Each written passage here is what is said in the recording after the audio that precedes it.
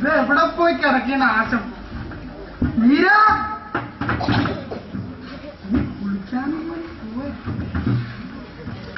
ഭാഗ്യം. മീര ഞാൻ ഇവിടെ ഉണ്ട്. കുപ്പായ മാറല്ലേ? ഇല്ല, ഒരുത്തരം വരെ പോണം. നീയും പറഞ്ഞിട്ടുണ്ട്. എവിടെയാ? നീയും പറഞ്ഞിട്ടുണ്ടെന്ന് പറഞ്ഞില്ലേ? എവിടെയാന്ന് പറ. അത് അറിയാഞ്ഞിട്ടൊരു അങ്കലാപ്പാണ്. അതേടി നിന്റെ അങ്കലാപ്പ്. ഞാൻ പറഞ്ഞ വഴി ജമീലാത്തയുടെ കട കയറിയായിരുന്നു തീപ്പട്ടി മേടിക്കാൻ. ഇന്ന് നീ അവരോട് പറഞ്ഞു. ഞാൻ ഇത് വേറെ ആരോടെങ്കിലും പറയില്ല എന്നെ ഉറപ്പ്. അല്ലെങ്കിൽ ഇതിൽ മോശമായിട്ട് നീ എന്തെങ്കിലും ചെയ്യില്ല എന്നെത്ര നിശ്ചയം. അവിടെ ഒരു പാട്ട് ഇനി തലക്ക് തിരുതിയുള്ള ആരെങ്കിലും കേട്ടാൽ നീ ഒന്ന് ആലോചിച്ച് നോക്ക്. അതുകൊണ്ടാ ഞാൻ പറഞ്ഞത്. എന്റെ ഭാര്യ ഇല്ലേ, സ്നേഹമുള്ളതുകൊണ്ടല്ലേ ഞാനീ പറയണത്. നമുക്കൊരു ഡോക്ടറെ കാണാം. നമുക്കൊരു ഡോക്ടറെ കാണാമെന്ന് ഞാൻ തീരുമാനിച്ചു. അതെന്തിനാ? നിന്റെ ഈ പാട്ട് രോഗം മാറ്റാൻ. അപ്പൊ ഞാൻ പാടണ്ടേ? ഓ, നിനക്ക് പറഞ്ഞിട്ട് മനസ്സിലാവണില്ല വീര. 40 വയസ്സ് കഴിഞ്ഞ 4 പെൺകുട്ടികളുള്ള നീ പാട്ട് പാടാൻ പോണം. നിനക്കൊക്കെ എന്തെങ്കിലും കുറവ് ഞാൻ ഈ വീട്ടിൽ വരുത്തിയിട്ടുണ്ടോ? ഇല്ല. അതുകൊണ്ടൊക്കെ ഞാൻ പറയണം, നീ ചെന്നൊരു ഉടുപ്പ് മാറിട്ടോ. നിനക്കൊക്കെ ദോഷം ഉണ്ടാക്കണ എന്തെങ്കിലും കാര്യം ഞാൻ ചെയ്തിട്ടുണ്ടോ? ഇല്ല. സ്നേഹിക്കല്ലാണ്ട് നിനക്കൊക്കെ എന്തെങ്കിലും ചെയ്യാൻ പാടില്ല എന്ന് ഞാൻ ഇതുവരെ പറഞ്ഞിട്ടുണ്ടോ നിന്നോടൊക്കെ? ഇല്ല ഇല്ല ഇല്ല. അതാ ഞാൻ പറയണം, നീ വേഗം പോയി നിനക്ക് ഇഷ്ടമുള്ള ഒരു ഉടുപ്പിട്ടുണ്ടോ, വേഗം വാ, നമുക്ക് പോണം.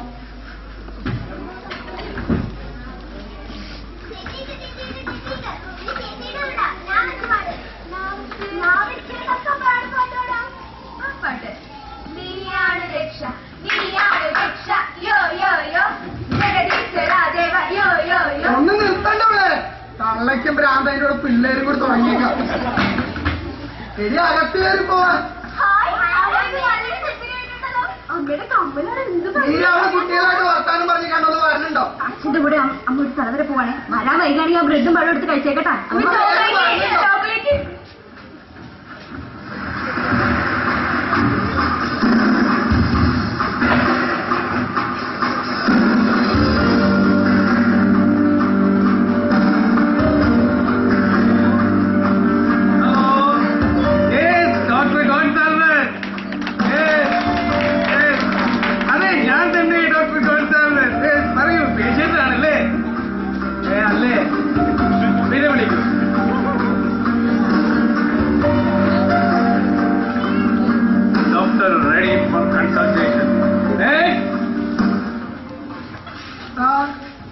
വെൽക്കം, ഇരിക്കൂ.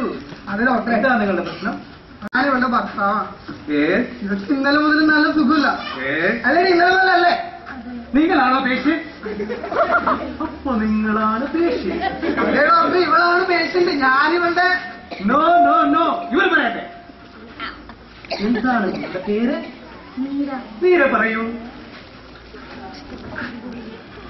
അത് ഡോക്ടറെ, ഇന്നലെ ഉച്ചയ്ക്ക് ഞാൻ കുളിക്കാൻ കയറിയപ്പോ എവിടെ നിന്നോ ഒരു അനശ്വരമായ സംഗീതം ഞാൻ പോലും അറിയാൻ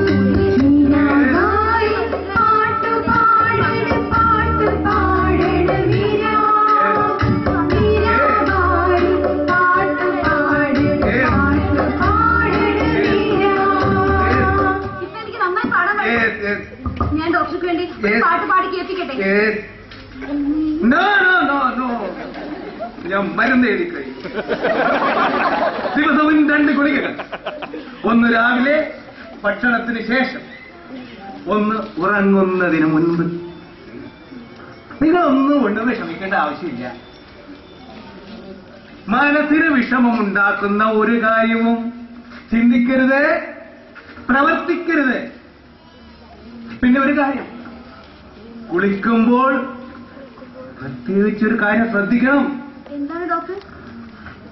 ആ റേഡിയോ വെറുതെ ഓണാക്കി വെക്കണം. വീട്ടിൽ റേഡിയോ ഇല്ല doctor. Oh, no problem, no problem, no problem. ഇവിടെ എവിടെയോ ഒരു ബ്രാൻഡഡ് റേഡിയോ ഉണ്ടായിരുന്നല്ലോ.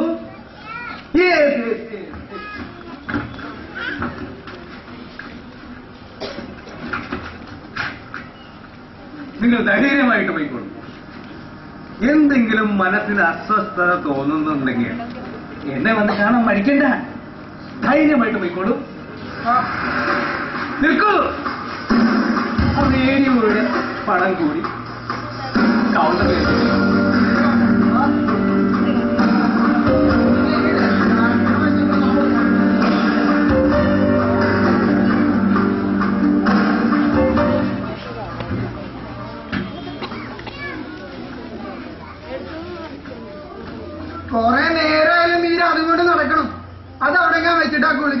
പിള്ളേർക്ക് എന്തെങ്കിലും ചെയ്തു കൊടുക്കണ്ടെങ്കിൽ ചെയ്ത് കൊടുക്ക്.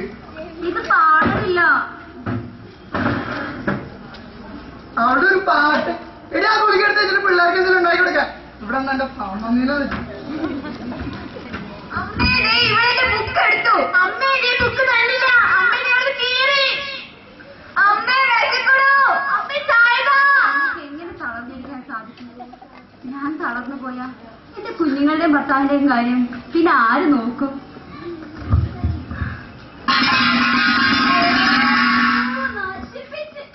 എന്റെ മക്കളെ അമ്മയ്ക്ക് വയ്യ.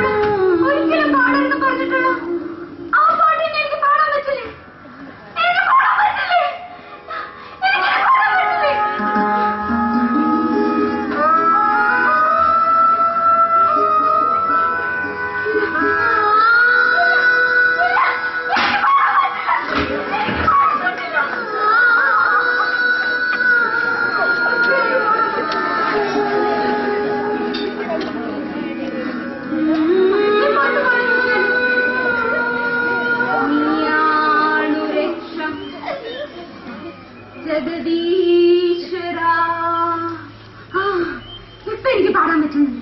ഇനി ഞാൻ പാടും. നീയാണു രക്ഷ.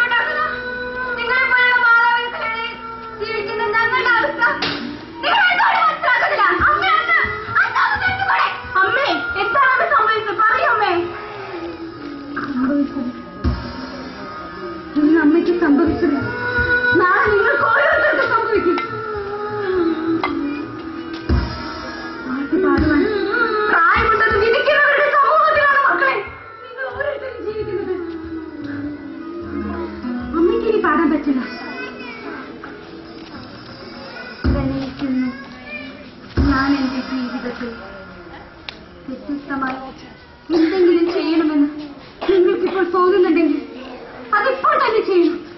പിന്നീട് അതിനൊരു അവസരം വരുമെന്ന് തോന്നുന്നില്ല.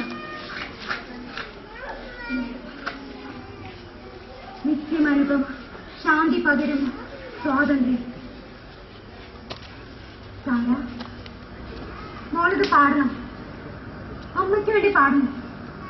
ഒരു പക്ഷേ ഇനി ഒരിക്കലും ഇത് പാടാൻ പറ്റിയെന്ന് വരില്ല.